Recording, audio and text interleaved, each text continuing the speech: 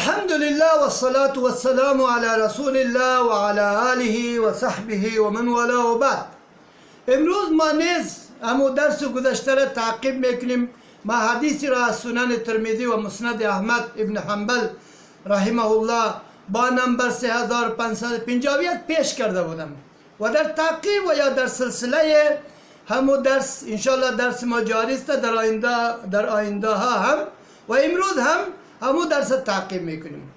ما در خاتمه درس گذشته واقعه نجات یونس علیه السلام پیش کردیم که الله سبحانه و تعالی دعای یونس علیه السلام در تلاطم تاریکی ها در شکم ماهی قبول کرد و فرمود فاستجبنا له و نجیناه من الغم.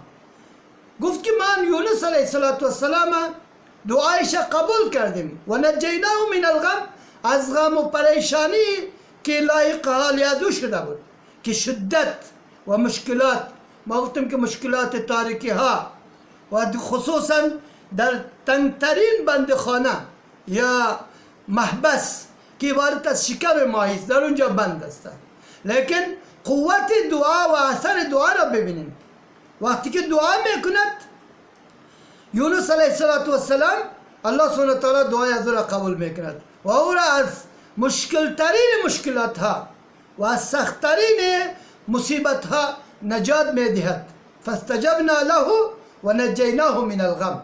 ما دعای از او را قبول کردیم و او را از غم و از پریشانی و مشکلات ما او را نجات دادیم. در واقعه دیگری را ما ذکر میکنیم، واقعه زکریا علیه السلام است. زکریا علیه السلام هم از جمله انبیاء علیهم السلام است، لیکن شخصی که اولاد ندارد ولی شکایت یا به اولادی خدا در پیش کدام قبر پیش نمیکند، پیش مزار سخی و پیش امام صاحب و پیش فلان و داتا و فلان پیش نمیکند، بلکه نه مشکلات خدا با پیش کدام فرشته پیش میکند، نه پیش کدام پیر پیش میکند، نه پیش کدام لکیر و فقیر پیش میکند، بلکه مشکلات خدا و به اولادی خدا در نزد پروردگار خود پیش میکند و میگوید که و زکریا اذ نادی ربه، و زکریا وقتی که آواز داد پروردگار خدا، چه آواز داد؟ چه خواست؟ ربی لا تذرنی فردن، یک جمله گفت که ای پروردگار ما، ای رب ما، مرا تنها نگذار، ما به اولاد هستیم، مرا تنها نگذار و انت خیر الوارثین، و تو بهترین وارث دهنده هستی و وراثت گیرنده هستی، تو مرا تنها نگذار. جواب می آید، جواب چیست؟ فاستجبنا له، ما دعای زکریا را قبول کردیم و برایش یحیی علیه السلام دادیم و یحیی علیه السلام هم نبی و کسی که نامگذاری شده پیش از ولادتش در لوح المحفوظ نام از او ذکر است، نامگذاری شده که یحیی است و پسر زکریا علیه السلام، در حالی که موسم پیدایش اولاد نیست، به خاطر که زکریا علیه السلام از سن ولادت یعنی قوت اولاد یا سلسله نسب تناسل ختم شده، قوت موجود نیست با و زنش هم در حالتی نیست که اولاد بدهد، لیکن الله سبحانه و تعالی با قدرت کامله خود در موسمی که یا در حالتی که هنوز و قابل و صلاحیت پیدا کردن بچه یا اولاد را ندارد، لیکن الله سبحانه و تعالی برای از میدهد. از خاطر نبی صلی الله علیه وسلم دعا میکرد، اللهم رحمتک ارجو، یا الله ما رحمت تو را امید میکنم، فلا تکلنی الی نفسی، و مرا به طرف نفس ما سپرد نکو که ما تنها بغیر مدد، بی یار و مددگار ما را بگذاری، ما تکیه به نفس خود بکنیم، در اون صورت است که ناکامی ما متعین است.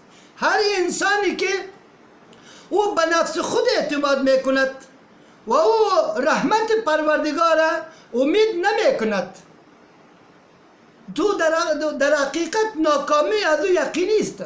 از این خاطر پیامبر علیه السلام گفت که فلا تکلنی الی نفسی و مرا به طرف نفس ما سپورت نکن طرفت عینی، حتی یک لمحه هم.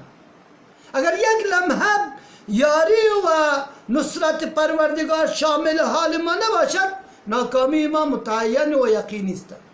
از این خاطر پیامبر علیه السلام می فرمودند و اصلح لی شانی کله، هر حالت ما را تو نیک و درست بگردان، صالح بگردان. هر حالت ما را، بیداری ما یا خواب ما است، پیری است یا جوانی است، یا در حالت خوشی یا در حالت خفگی، در هر حالتی که باشد ما را تو نیک بگردان، صالح بگردان، راه راست، در راه راست بگردان، مستقیم بگردان. بعد هم پیامبر علیه السلام به این دعای خود وسیله میگیرد. ذریعه چیست؟ لا اله الا انت، غیر از تو هیچ الهی نیست.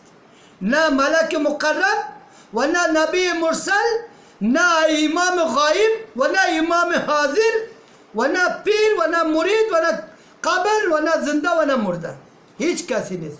لا اله الا انت. از این خاطر در صحیح بخاری حدیث هستم و مشهور است که به نام اسم الاعظم، شما نامش شنیدین؟ اسم الله العظم، نام پروردگار بزرگ، نام های بزرگ پروردگار سبحانه و تعالی. و این به الفاظ مختلف در صحیح بخاری، روایت بخاری است. لا اله الا الله العظیم الحلیم.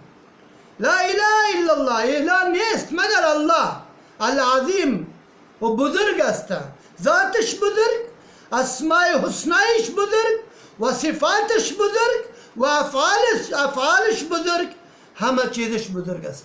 لا اله الا الله العظیم الحلیم. حلیم بردبار است. عظمتش تقاضا میکند که عذاب بدهد، لیکن بردباریش تقاضا میکند که عفو بکند و عذاب ندهد. لا اله الا الله العظیم الحلیم. لا اله الا الله رب العرش العظیم. رب العرش العظیم که اله نیست مگر الهی که او رب عرش بزرگ است.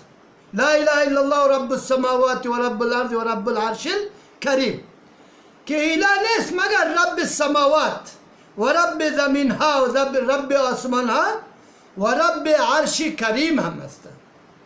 و صفت عرشش عظیم هم است و کریم هم است.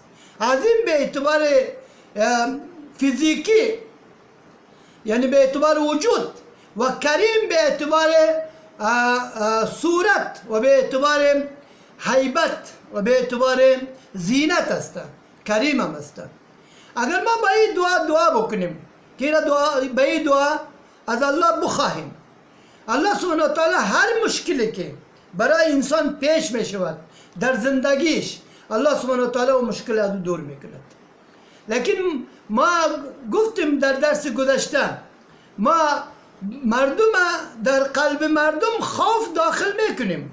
تعراج یا شمار مبتلایان ویروس کرونا را ذکر میکنیم و کشته شدگان را یا مرده ها را هم ذکر میکنیم، به اثر کرونا مرده، و مثبت منفی را هم ذکر میکنیم و بعضی تدابیر احتیاطی طبی را هم پیش میکنیم. دست تا بشوی، پای تا بشوی، چهره تا بشوی، ماسک بپوش، سانیتایزر استفاده بکو، فلان بکو، فلان و غیره. لیکن ما حل این مشکل یا حل این معضله بزرگ از شریعت محمد علیه السلام و سنت محمد علیه السلام تلاش نمیکنیم و به مردم وانمود نمیکنیم و به مردم نمیگوییم شما در جانب احتیاط تدابیر احتیاطی طبی، شما تدابیر احتیاطی شرعی را رعایت بکنین و این را از خود بکنین. مثلا یک نفر صبح و شام اذکار صبح میخواند و اذکار شام میخواند و اذکار و وردهایی که بعد از فرائض وارد است او را میخواند. یه وقایه هست. مردم که واکسین کرونا هنوز نیامده، واکسینی که پیامبر علیه السلام برای ما تعلیم داده، ما کی واکسین استعمال کردیم، از او استفاده کردیم تا که به ما یه مصیبت ها نمی رسید یا یه مشکلات نمی آمد.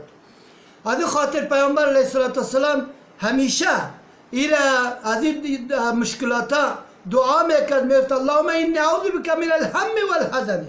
یا الله ما پناه میخواهیم به تو از غمگینی ها و از پریشانی ها و از والعجز والکسل و از کمزوری و عاجزی ها و سستی ها والبخل والجبن، از بخل که ما بخیل جور شویم و جبن بزدل شویم و ذل الدین و غلبه الدین و غلبه مردانی که اصلا در قلبشان رحم موجودی نیست. از خاطر ما درس خدا خاتمه میدیم با یک حدیثی که از سیدت الطیبه الطاهره عایشه صدیقه ام المؤمنین رضی الله تعالی عنها روایت کرده، از امام بخاری نقل میکند در صحیح خود فرمود کان النبی صلی الله علیه و سلم یذکر الله کل احیانه. پیامبر علیه السلام الله سبحانه و تعالی را در هر حالشان ذکر میکرد. قسمی که در قرآن فرمود الله سبحانه و تعالی الذين يذكرون الله قياما وقعودا وعلى جنوبهم، استاده و نشسته و با یک پهلو در هر حالت باید در یاد پروردگار باشیم، ما پروردگار را یاد بکنیم تاکه پروردگار هم ما را یاد بکند. انشاءالله این درس جاری است در آینده. و صلی الله تعالی علی محمد و علی آله و صحبه اجمعین.